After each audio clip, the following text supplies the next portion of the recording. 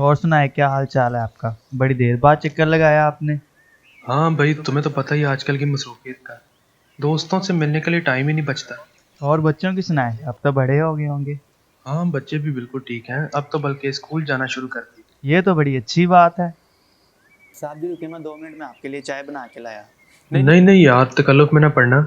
मेरे पास दरअसल कुछ वक्त था आज, तो मैं चाह रहा था कि अलीज़र को उसकी बाइबल दें। तो ये मेरे पास उसकी बाइबल थी। वैसे कहाँ पर है अलीज़र?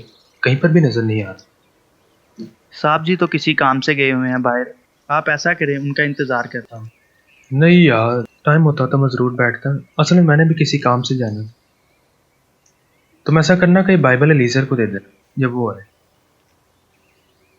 जब वो आए तो उसको बताना कि जॉन साहब आए थे, और ये बाइबल उसको दे देना, और मेरा सलाम भी देना। मैं चलता हूँ।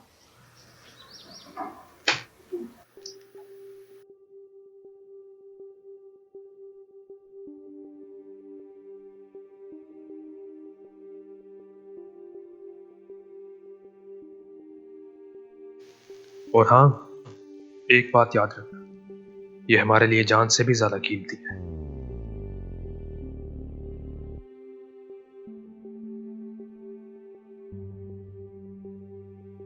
एक बात याद रखना, ये हमारे लिए जान से भी ज्यादा कीमती है।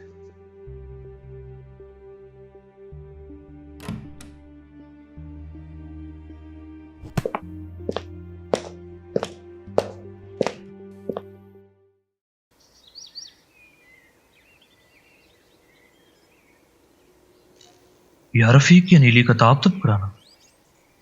साहब जी, जॉन साहब आए थे। जॉन? क्यों, खैरियत से आया था? वैसे कोई किताब दे के गए थे। दिखाओ।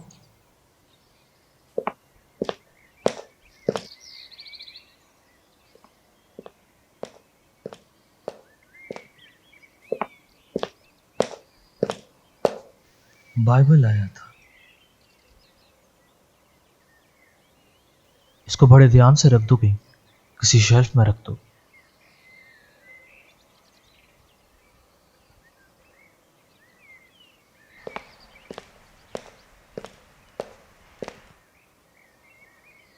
साहब जी, वैसे एक बात पूछूं? पूछो। इस किताब में ऐसा क्या खास है जो ये जान से भी कीमती है? देखो रफीक, देखने में तो एक किताब है, मगर जो पढ़ता है बदल जाता है। क्या ये हमारे हालात भी बदल सकती है? वो सब कुछ जो तुम सोच भी नहीं सकते। साहब जी, क्या ये हमें इंसाफ भी दिला सकती है? इंसाफ ही तो दिलाती है। ये कहानी सुनोगे रफीक? ये कहानी असल में कहानी नहीं, बल्कि मेरी जिंदगी का सफर है। वो सफर जिसमें एक गैर ईमानदार आज अलीज़र वाइजल के नाम से जाना जाता है। आज से तकरीबन 15 साल पहले।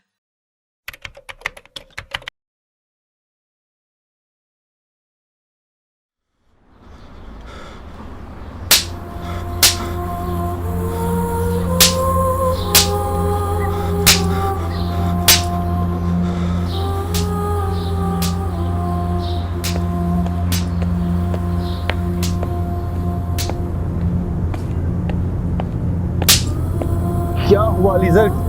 छोड़ो उसको। क्यों मार रहे हो बच्चे को?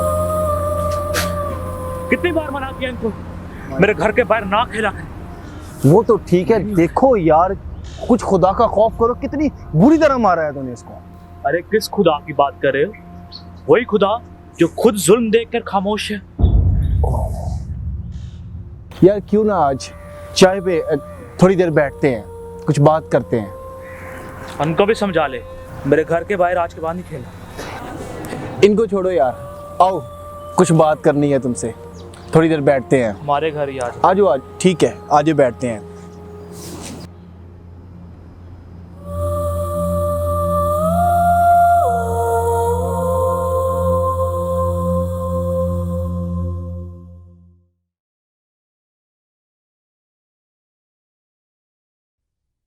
बैठो यार।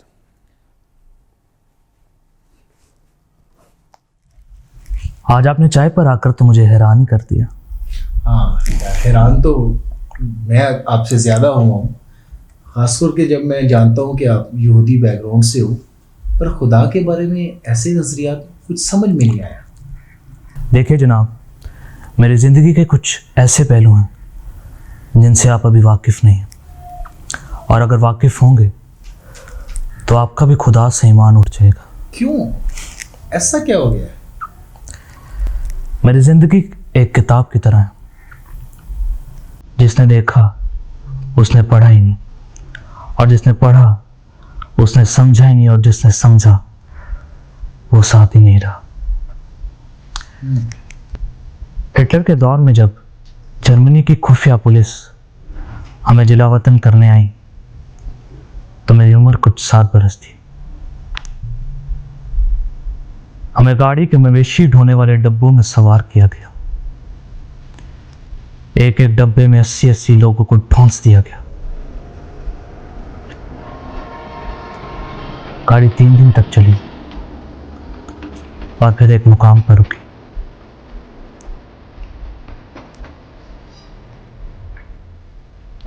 वहां मर्दों और औरतों को अलग अलग कर दिया।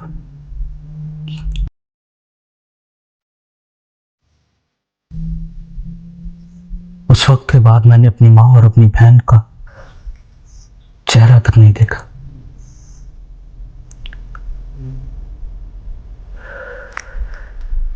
मैं कैंप की उस रात को कभी नहीं भूल सकता,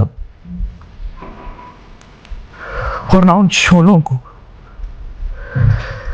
जिसने मेरे ईमान को जलाकर राख कर दिया। और अगर खुदा था तो उन लोगों का इंसाफ क्यों नहीं किया उसने? अगर खुदा था तो उन लोगों को उनने क्यों नहीं बचाया? क्यों नहीं उनकी आहों को सुना? जब माए बुजुर्ग खुदा को पुकारते थे तो मुझे अंदर से आग लगती थी, क्योंकि उनकी मदद के लिए वो खुदा नहीं आता था।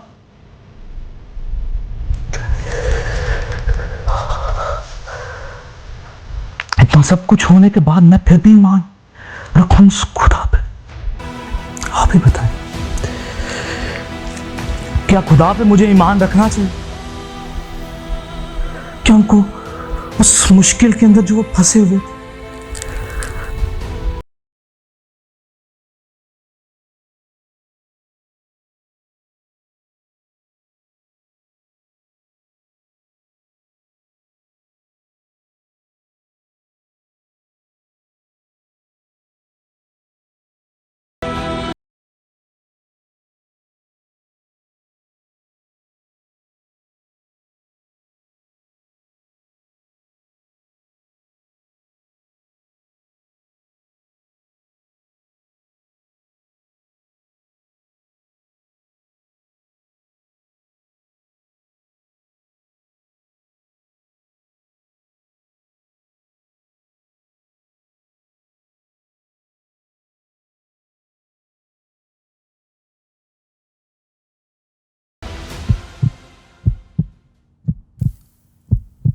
मेरे बाप को भी बेरहमी से कत्ल कर दिया गया।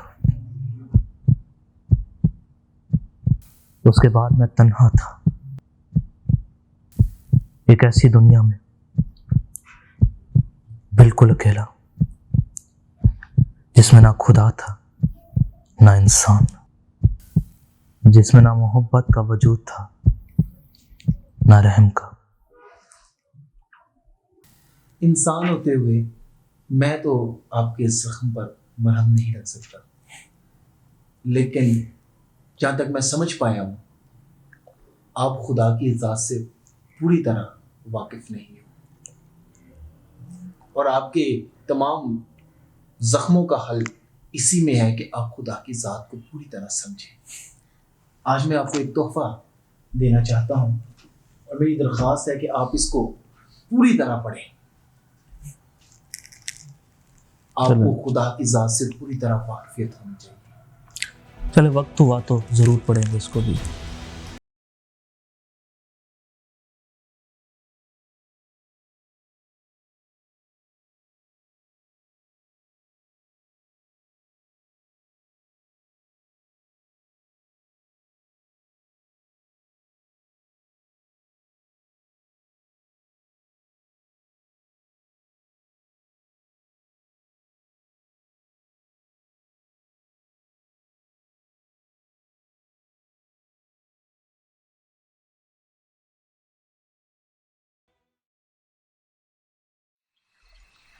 और फिर मेरा दोस्त जॉन वहां पर आता है।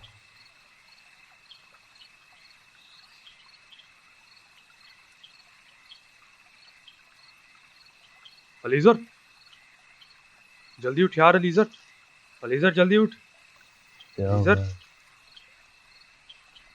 जल्दी उठ यार, तुझे एक बात बतानी है यार। क्या हो? यार अपने गांव का गिरजा नहीं, हाँ इतनी बड़ी भीड़ इकट्ठी हुई है यार। तो होने दे, तुझे क्या कह रही है? चल ना, वहाँ सबको इंसाफ मिलना है। हाँ, हम भी अपना इंसाफ मांगे।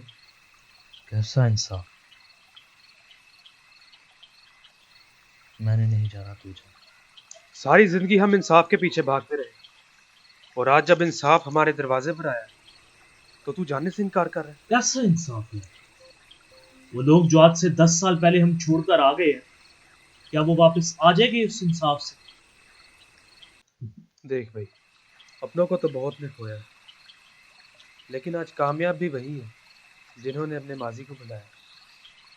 चन्ना, क्या पता आज हमारी भी जिंदगी बदल जाए, हमें भी इंसाफ मिल जाए। चल मगर देखेंगे, फिर वापस आ जाए। आ जाना जल्दी। वहां एक रोशनी के सामने सब लोग इंसाफ को जला रहे हैं।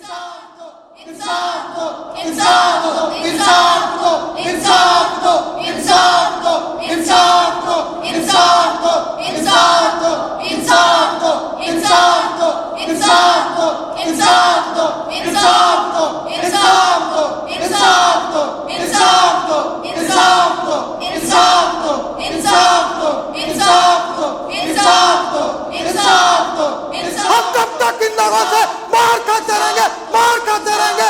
हमें अभी इंसाफ चाहिए, इंसाफ चाहिए। आखिर कब तक हम भूखे रहेंगे? इंसाफ दो, इंसाफ दो। आए खुदा, मैं तुझे ये हक नहीं देती कि तू मेरा इंसाफ करे जब तक तू खुद इस दुनिया में ना औरत बनकर आए। जब तेरे घर वाले तुझे बाहर ना जाने दे कि तू बस एक औरत है, और जब तेरी शादी हो और तेरे बच्चे ना हो और तेरे सास ससुर तुझे ताने दे कि तेरे घर बच्चे नहीं है। आए खुदा, तू औरत की बेबसी नहीं समझेगा जब उसके बच्चे नहीं होते और उसका सास ससुर उसे ताने देता है। जब तू ये दर्द नहीं समझेगा खुदा, मैं तुझे इंसाफ का नहीं देती हक।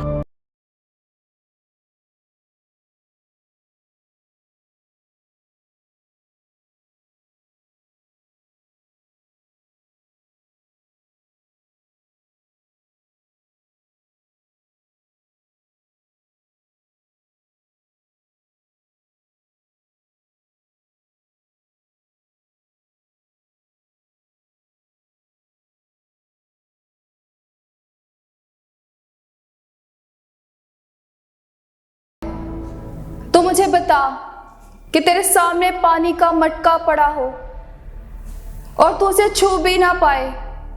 तेरी प्यास की शिद्दत इतनी हो कि तू एक पानी की बूंद को तरसे। बेबसी का ये आलम हो कि तू हर बात में किसी का मोहताज हो। मैं तुझे इजाजत नहीं देती कि तू मेरा इंसाफ करे। क्या इसमें मेरा कसूर है कि मैं एक अपाहिज हूं? नहीं, बल्कि तूने मुझे पाहज पैदा किया, और अगर तू भी इस दुनिया में अपाहज बनकर आए तो मैं भी इस बच्चे की तरह मान लूंगी कि तूने मेरा इंसाफ किया। तूने मेरा इंसाफ किया, इंसाफ किया। इंसाफ दो, इंसाफ दो, इंसाफ दो, इंसाफ दो, इंसाफ दो, इंसाफ दो, इंसाफ दो, इंसाफ दो, इंसाफ दो, इंसाफ दो, इंसाफ दो, इंसाफ।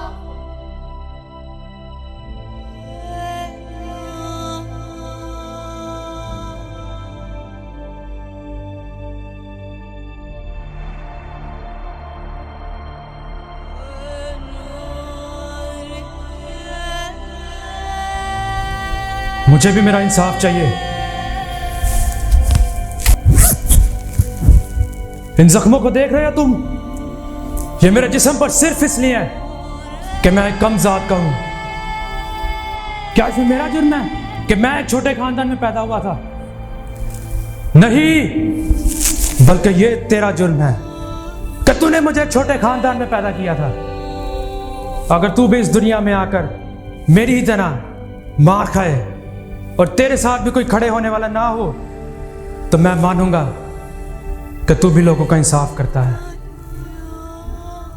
इंसाफ दो, इंसाफ दो।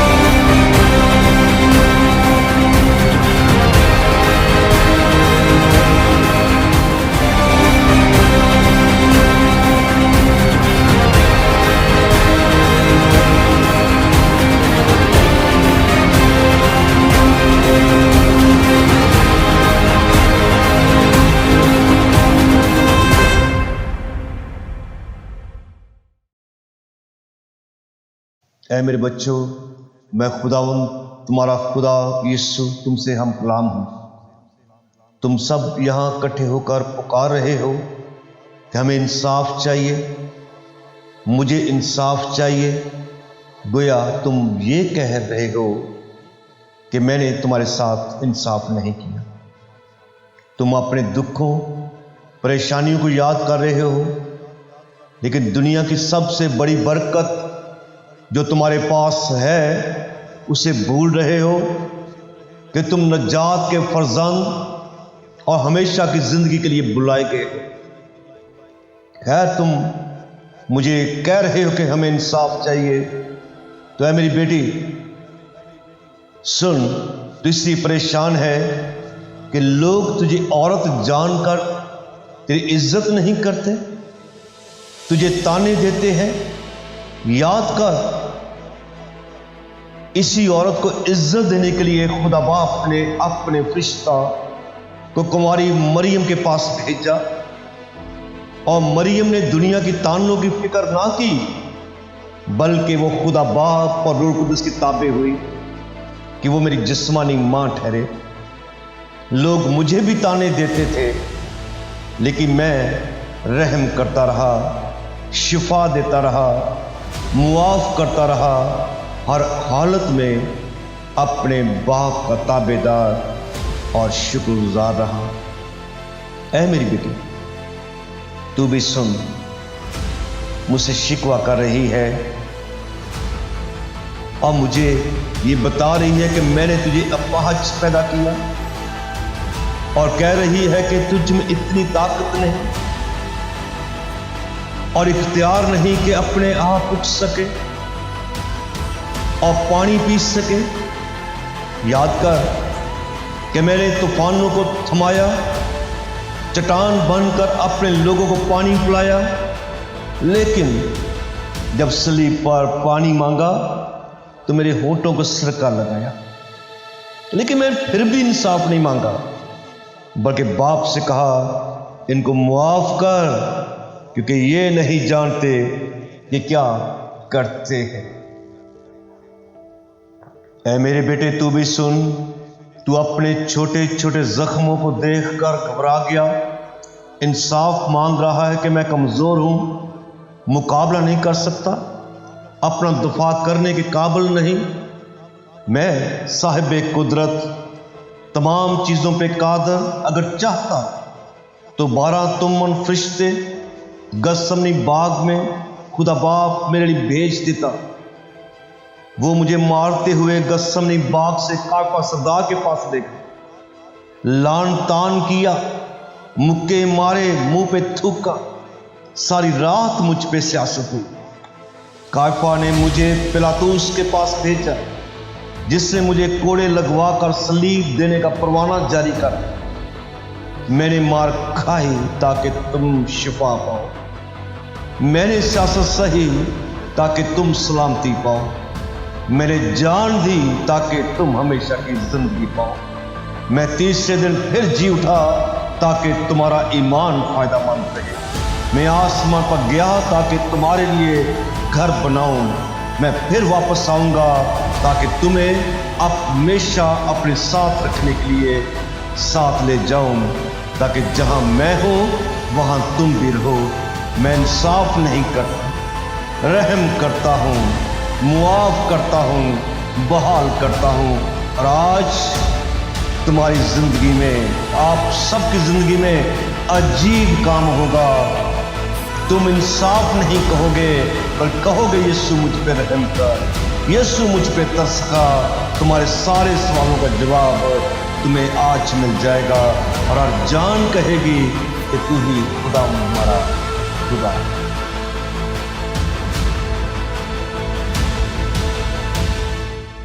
अब आप तो हमें मुआफ कर कि हमने तेरी हुजूरी में रहकर इतना सब कुछ कहा, हमने इन सब बातों का तुझे इल्ज़ाम दिया। हम तो इंसान थे, लेकिन तूने खुदा होते हुए इतना कुछ सहा, तुझ पर इस कदर जुल्म हुआ। हम तुझसे माफ़ी मांगते हैं, तू हमें मुआफ़ फरमा।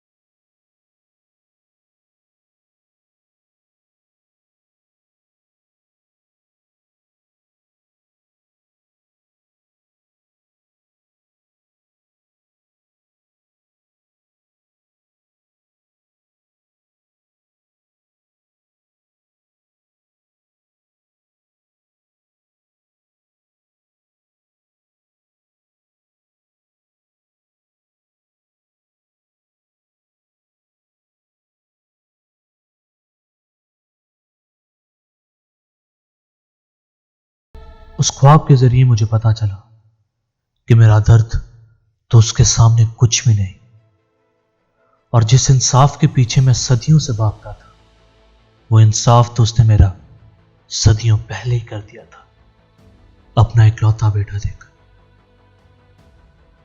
हम जब से होश संभालते हैं सिर्फ यही दुआ करते हैं कि ऐ खुदा, मेरी मुश्किलें बहुत बड़ी हैं, मगर कभी उन मुश्किलों से ये नहीं कहते कि मेरा खुदा बड़ा है।